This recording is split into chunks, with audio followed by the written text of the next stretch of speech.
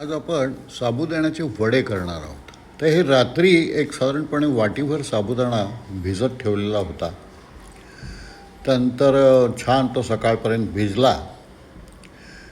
आता या भिजलेल्या साबुदाण्यात घालण्यासाठी आपण थोडे बटाटे चिरलेले आहेत आणि हे उकडून घेतलेले आहेत.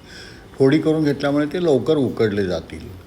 छान उकळी येऊ दिली आणि मध्ये मध्ये आपण एक थोडा चमचा किंवा चाकू घालून ते शिजले आहे की नाही एवढं आपण बघणार आहोत.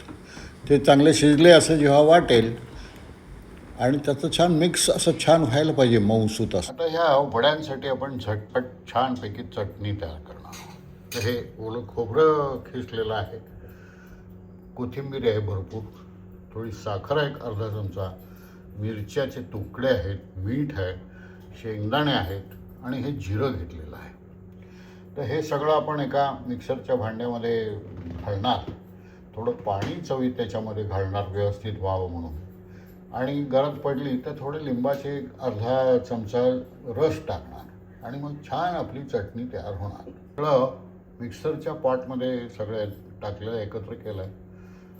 थोडं एक 3-4 चमचे त्यात किंवा थोडं जास्ती सरभरीत होईल इतपत पाणी टाकणार आणि हे आता आपण मिक्सरमधून काढून घेणार.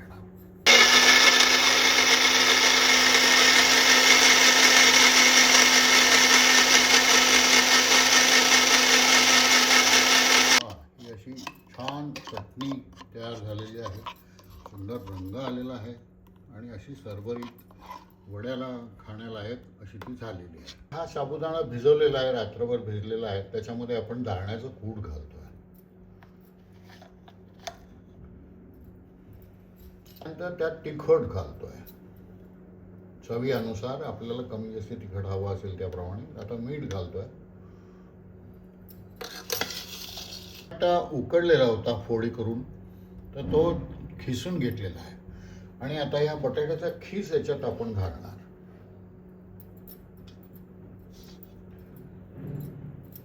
कोथिंबीर घालतोय त्याच्यामध्ये,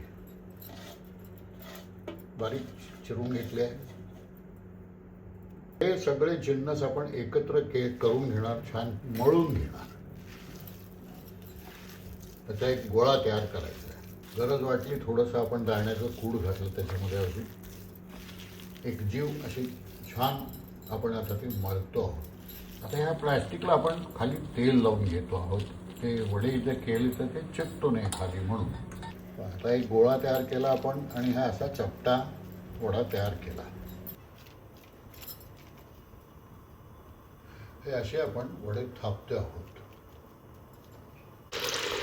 आता तेल तापलं आहे आणि तापलेल्या तेलात हा आपण वडा सोडलेला आहे, तो चपूट तयार केलेला होता आणि त्याच्यावर आपण तेल सोडतो आहोत. त्यामुळे तो फुगायला मदत होईल.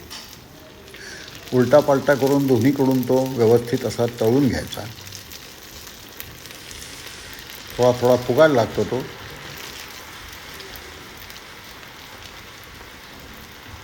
सुंदर रंग दिसतोय त्याचा. छान दोन्हीकडून चांगला तळण होईल इतका तो तळायचा आणि मग काढून घ्यायचा.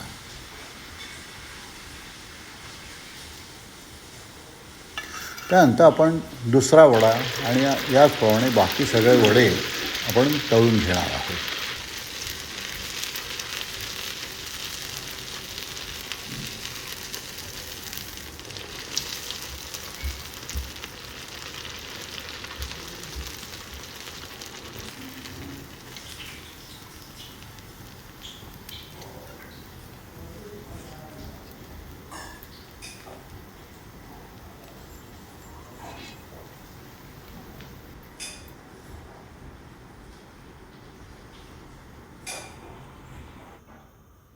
तर अशा प्रकारे आपले हे छान वडे साबुदाण्याचे तयार झालेले आहेत.